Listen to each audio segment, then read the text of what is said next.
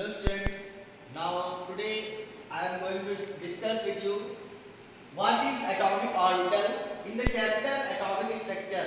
Okay, आज हम लोग बात करेंगे परमाणु कक्षक मतलब एटॉमिक ऑर्बिटल क्या होते हैं. ओके, हम लोग इसके पहले प्रीवियस वीडियो में पढ़ा था हाइजेनबर्ग का अनिश्चितता का सिद्धांत, हाइजेनबर्ग्स अनसर्टेनिटी प्रिंसिपल पढ़ा था.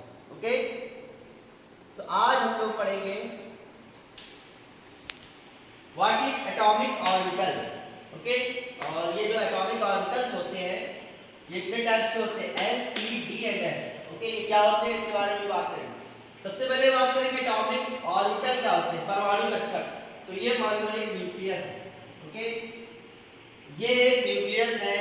न्यूक्लियस के चारों तरफ जो भी जितना भी स्पेस है, न्यूक्लियस के चारों तरफ जितना भी स्पेस है, ओके, जहां पर भी इस इलेक्ट्रॉन के पाए जाने की सबसे ज्यादा प्रोबेबिलिटी होती है वही क्षेत्र क्या कहलाता है, एटॉमिक ऑर्बिटल, परमाणु कक्षक. The space around the nucleus, या कह सकते हैं the region around the nucleus which have maximum probability to find electrons is called atomic orbitals. इसे हम लोग एटॉमिक ऑर्बिटल्स कहते हैं. किसी नाभिक के चारों ओर का वह क्षेत्र जहां पर इलेक्ट्रॉन के पाए जाने की सबसे ज्यादा संभावना होती है उसे परमाणु कक्षक कहते हैं या एटॉमिक ऑर्बिटल कहते हैं. ओके, फिर से बता देना, द रीजन और space around the nucleus which have maximum probability to find electrons. Okay, to find electrons is called atomic orbital. उसे हम लोग atomic orbitals कहते हैं. ओके, और ये इनको डिस्कस किया गया 4 टाइप्स के होते हैं, S, P, D, F most important है. ओके, तो हम लोग इसमें बात करेंगे सबसे इंपॉर्टेंट इसमें बात करेंगे मैक्सिमम इलेक्ट्रॉन्स की. सबसे पहले बात करेंगे मैक्सिमम इलेक्ट्रॉन्स की. S में कितने मैक्सिमम इलेक्ट्रॉन्स रह सकते हैं, P में कितने मैक्सिमम इलेक्ट्रॉन्स रह सकते हैं, D में कितने रह सकते हैं और F में कितने रह सकते हैं. सबसे इंपॉर्टेंट तो ये आपको याद करना है. S में 2 मैक्सिमम इलेक्ट्रॉन रह सकते हैं. ओके, P में 6 मैक्सिमम इलेक्ट्रॉन रह सकते हैं, 6 से ज्यादा नहीं. D में 10 रह सकते हैं एंड F में 14 मैक्सिमम इलेक्ट्रॉन रह सकते हैं. मोस्ट इंपॉर्टेंट है. S में मैक्सिमम कहीं भी S लिखा हो जैसे 3S, 4S, 2 से ज्यादा नहीं, 2 से कम रख सकते हैं, 1 रख सकते हैं, 2 से ज्यादा नहीं. कभी भी S3 नहीं लिखा होगा. ओके, S3 नहीं, गलत हो जाएगा. इसलिए S में मैक्सिमम 2 इलेक्ट्रॉन रह सकते हैं. इसके बाद बात करेंगे नंबर ऑफ ऑर्बिटल्स की. ओके, कि S में कितने नंबर ऑफ ऑर्बिटल्स होते हैं. एक बात सबसे इंपॉर्टेंट, जितने इलेक्ट्रॉन उसी की आधी संख्या में क्या होते हैं, ऑर्बिटल्स. जितने इलेक्ट्रॉन्स होते हैं उसी की आधी संख्या में ऑर्बिटल्स होते हैं. मतलब इसमें 2 इलेक्ट्रॉन रह सकते हैं तो इसमें ऑर्बिटल कितने होंगे, 1. ओके, इसमें ऑर्बिटल कितने होंगे, 3. ओके, इसमें ऑर्बिटल कितने होंगे, 5 एंड इसमें ऑर्बिटल कितने होंगे, 7. मोस्ट इंपॉर्टेंट, आधी संख्या में हाफ, बिल्कुल हाफ क्या होते हैं, ऑर्बिटल्स होते हैं. ओके, इसके बाद शेप सबसे इंपॉर्टेंट. इसका जो शेप होता है स्फेरिकल होता है, स्फेरिकल. ओके, गोली. इसको हम लोग बना भी सकते हैं इस तरीके से, मतलब बनाते इसे. मैक्सिमम इसमें 2 इलेक्ट्रॉन ऐसे, एक ऐसे और एक ऐसे, इस तरीके से. दोनों इलेक्ट्रॉन कभी भी सेम डायरेक्शन, एक ऑर्बिटल में 2 इलेक्ट्रॉन कभी भी सेम डायरेक्शन में नहीं रहेंगे. ये हुन्स के रूल, हुन्स लॉ ने बताया था, इसको आगे डिस्कस करेंगे. ओके, अभी केवल ऑर्बिटल बना रहे हैं. ओके, सो ये एक ऑर्बिटल, P में कितने, 3 ऑर्बिटल, ये 3 ऑर्बिटल हो गए. इनके नेम भी होते हैं, Px, Py, Pz. Okay, D में 5 ऑर्बिटल, तो 5 ऑर्बिटल बना लेंगे, 1 2 3 4 5.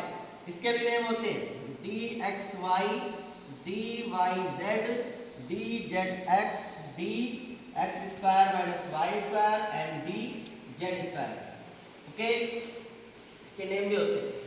F में होते हैं 7 इलेक्ट्रॉन्स, 7 मतलब ऑर्बिटल कितने होते हैं, 7.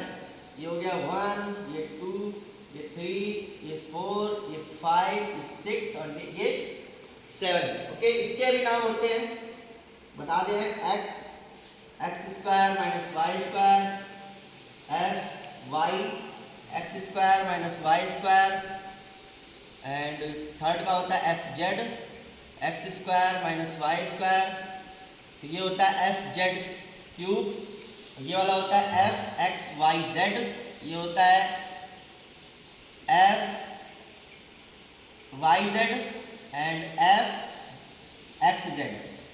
इतने होते हैं टोटल, 1 2 3 4 5 6 7, इनके ये नाम होते हैं। ओके, सबसे इंपॉर्टेंट है।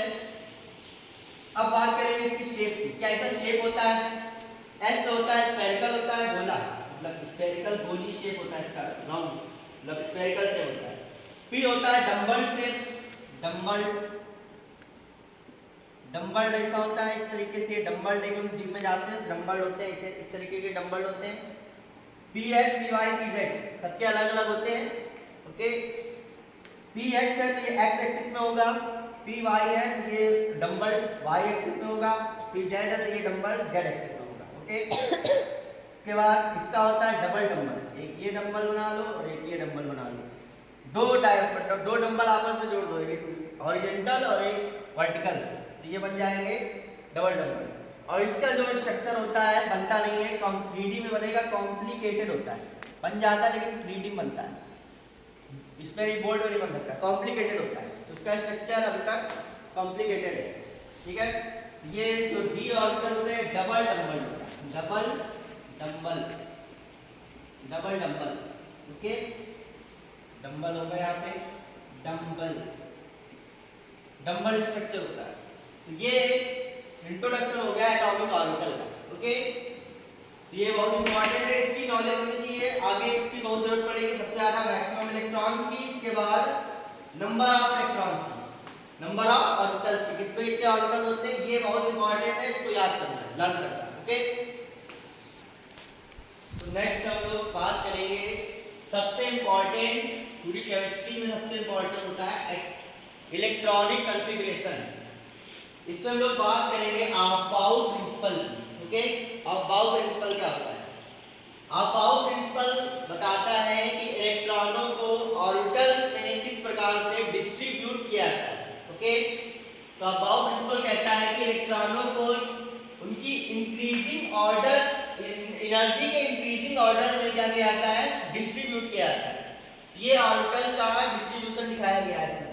ओके, सबसे इंपॉर्टेंट, अगर पूछे किसी ऑर्बिटल में हाईएस्ट एनर्जी किस ऑर्बिटल की होगी, किसी एलिमेंट में हाईएस्ट एनर्जी किस ऑर्बिटल की होगी, तो जहां पर जिस ऑर्बिटल में लास्ट इलेक्ट्रॉन होगा, the orbital contains last electron having maximum highest energy, सबसे ज्यादा एनर्जी उसी के पास होगी। ओके, हम लोग बात करते हैं अबाउ प्रिंसिपल की। अबाउ कोई साइंटिस्ट नहीं, Aufbau is a German word.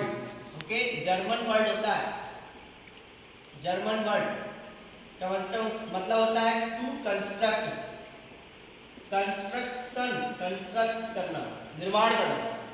ठीक है, तो हम लोग यहाँ बात करेंगे इलेक्ट्रॉनों को किस टाइप से डिस्ट्रीब्यूट किया जाता है। ओके, तो इस तरीके से हम लोग ये बना लेंगे, इस तरीके से 1s से लेकर 7s तक, उसके बाद 1s को छोड़ देंगे, 2p से लेकर 7p तक। ओके, फिर अगले लाइन में ये छोड़ देंगे, फिर 2 वाला छोड़ देंगे, फिर 3d पूरा, फिर 3d वाला छोड़ देंगे, 4f। तो इस तरीके से ये डिस्ट्रीब्यूशन होता है। अब देखो डिस्ट्रीब्यूशन कैसे होता है, मान लो ये कोई इलेक्ट्रॉन है। ओके, ये कोई इलेक्ट्रॉन है, अब इस इलेक्ट्रॉन को फिल होना है। ठीक है, तो सबसे पहले इलेक्ट्रॉन कहा जाएगा 1s में जाएगा, 1s के बाद ये सोचेगा कि इधर से चले जाए, नहीं, ये गलत तरीका है इधर से जाने का, ये फिर से बैक होकर जाएगा, फिर से बैक होकर जाएगा, 2s में जाएगा, इस तरीके से 2s में जाएगा। इसके बाद फिर से ये बैक, यानी कि 2s के बाद सीधे सीधे 3s में नहीं चला जाएगा। ओके, सबसे इंपॉर्टेंट, फिर से ये पीछे से घूम के जाएगा, पीछे से घूम के जाएगा 2p, फिर 3s के बाद फिर से बैक होके जाएगा 3p, फिर 4s, इस तरीके से 3d, 4p, 5f, 6f। तो ये इसका ऑर्डर है, इस तरीके से हमको लिखना है, ये इसका ऑर्डर लिखा है। ओके, एनर्जी का ये ऑर्डर लिखा, 1s 2s 2p 3s 3p 4s 4d 3d 4p 5s 4d 5p 6s। तो ये याद करना जरूरी नहीं है, इसको आप ये बनाना आना चाहिए। ये बना के आप इसको क्या कर सकते हैं, इलेक्ट्रॉनों को डिस्ट्रीब्यूट कर सकते हैं। ओके, तो ये हो गया इलेक्ट्रॉनों का इंक्रीजिंग ऑर्डर, इलेक्ट्रॉनों की एनर्जी का इंक्रीजिंग ऑर्डर। हाईएस्ट एनर्जी किस इलेक्ट्रॉन की होगी, जो उसका लास्ट ऑर्बिटल होगा उस इलेक्ट्रॉन की एनर्जी क्या होगी, हाईएस्ट होगी। मान लीजिए यहाँ पर कोई इलेक्ट्रॉन है, यहाँ पर कोई इलेक्ट्रॉन है, तो जो इलेक्ट्रॉन 7f पे होगा उस इलेक्ट्रॉन की एनर्जी क्या होगी, सबसे ज्यादा होगी, सबसे इंपॉर्टेंट। ओके, किसी एलिमेंट में जो लास्ट ऑर्बिटल होता है, उस लास्ट ऑर्बिटल में जो इलेक्ट्रॉन होता है उस और इलेक्ट्रॉन की एनर्जी क्या होती है, सबसे ज्यादा होती है, मैक्सिमम होती है। ओके, ये बात ध्यान रखने वाली है। तो ये है डिस्ट्रीब्यूशन ऑफ बाउल। ओके, अब बाउल के अकॉर्डिंग इसका डिस्ट्रीब्यूशन समझ में आ गया। अब बाउल ने क्या कहा था, अब बाउल कहा था इलेक्ट्रॉनों को उनकी इंक्रीजिंग और एनर्जी के इंक्रीजिंग ऑर्डर में ऑर्बिटल्स में फिल करने की जो रूल होता है उसे किसने दिया था, अब बाउल। एक और रूल होता है बोरबरी, उसको शायद 9-10 में बता चुके हैं, लेकिन अभी वापस भी उसको भी हम लोग इसी अबाउ रूल से ही एक्सप्लेन करेंगे। सबसे इंपॉर्टेंट इसी अबाउ रूल से ही उसको भी क्या कर देंगे, एक्सप्लेन कर देंगे, सबसे इंपॉर्टेंट। ओके, तो ये हमारा हो गया अबाउ रूल। कल इसका हम लोग बताएंगे इलेक्ट्रॉनों को किस तरीके से डिस्ट्रीब्यूट किया जाता है, एलिमेंट्स को किस तरीके से डिस्ट्रीब्यूट किया जाता है। Okay, thank you.